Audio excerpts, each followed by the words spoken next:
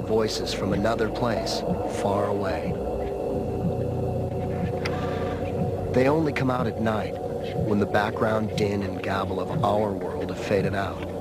Then, faintly, I hear voices from another star. Oh, hello. Hello, I'm Terry Gilliam, and welcome to my drab little world. I've used PKD for years. It has brought brightness, sparkle, flair to my life and to my plates. It can do to you as well. One thing today I would like to share with you, though, is a secret. Despite manufacturers' warnings, I use PKD washing up liquid to unclog my brains. Why don't you?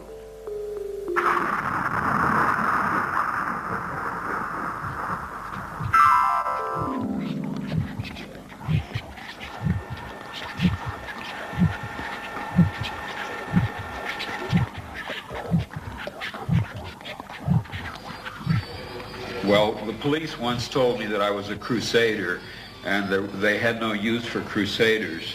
But unfortunately, they didn't tell me what I was crusading for. I was afraid to ask what it was I was a crusader for. And they told me that if I did not get out of the county, I would be shot in the back or worse some night.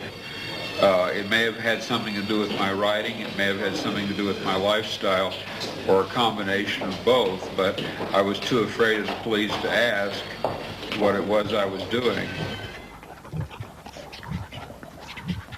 Philip K. Dick is considered by many to be the single most significant science fiction author of recent times. For most of his life, Dick's 42 novels were filed away under cult author and rarely taken seriously. But since his death, the films Blade Runner and Total Recall have brought him mainstream attention. Dick's vision was formed by the changing landscape of California, a rural paradise that he saw bulldozed into urban submission. From a trash world ever more dependent on consumer disposables, Philip K. Dick created a fictional universe in which the line between human and machine becomes blurred. Your toaster might just have an opinion of its own. Your telephone might be plotting against you, and your video camera might be keeping an eye on you before filing its own report.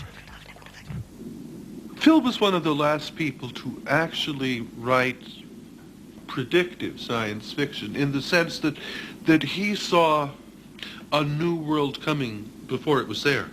He saw the consequences of a media-soaked world.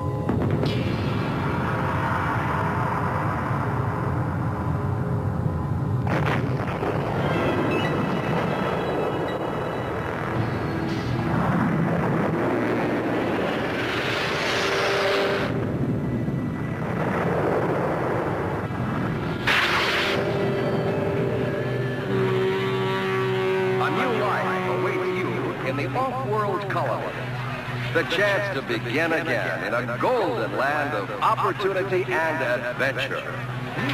He's one of the few writers who has the satisfaction of having got it right in a complicated way. The one book about the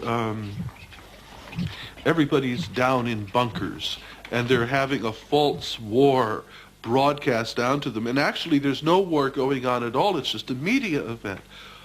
Well, everybody felt that way during, like the Korean War and Vietnam. In some ways, it was just a media event. And people got excited about it, and it was political. But, you became a connoisseur of the footage. And Phil knew that. And his heroes in the book are the people who are perpetrating the fraud. He enjoys their cleverness.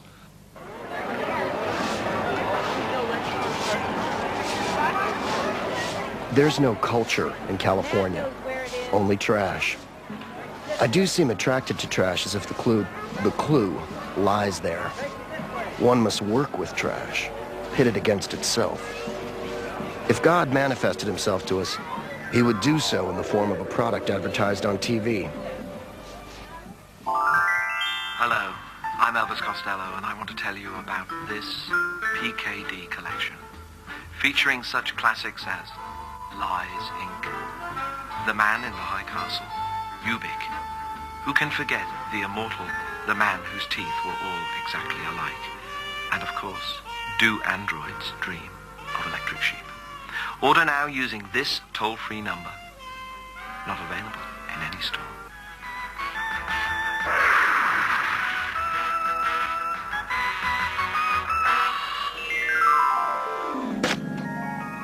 What you would notice if you were Philip K. Dick is that there's nothing natural in the world anymore. Everything that I see is plastic and glass and gaudy colors and strangely made. The human beings begin to take on an odd look. Our clothes are the same sort of plastic oddness, and therefore our eyeballs begin to take on a kind of a glassy look. The entire world begins to take on a kind of a fake, artificial, made quality. And the question then naturally jumps to your mind, well, who made it? Why is it so crummy? Why is it so degraded and falling apart?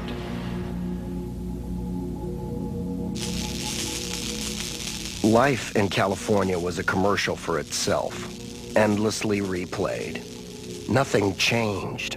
It just spread further and further in the form of neon ooze. How the land became plastic, he thought, remembering the fairy tale, how the sea became salt. The truck drove on past gas stations, tawdry cafes, and motels. Nothing is so alien, bleak, and unfriendly as the strip of gas stations, cut-rate gas stations, on the rim of your own city.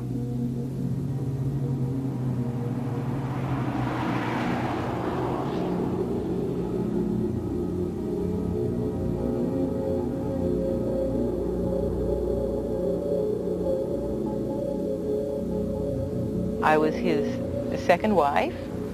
We were both very young. I adored him. He was wonderful and funny and a very nice man.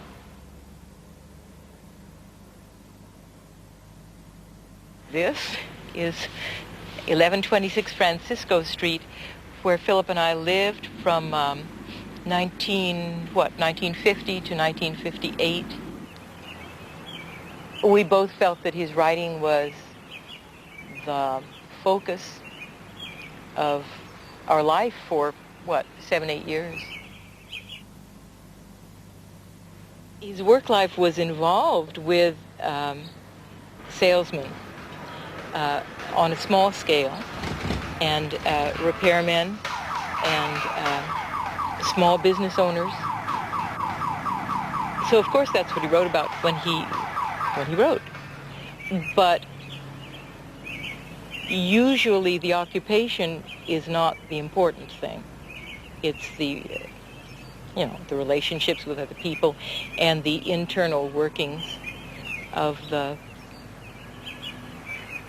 I didn't think I'd ever say this, but of the soul. He wrote about people's souls. Not a word I use lightly.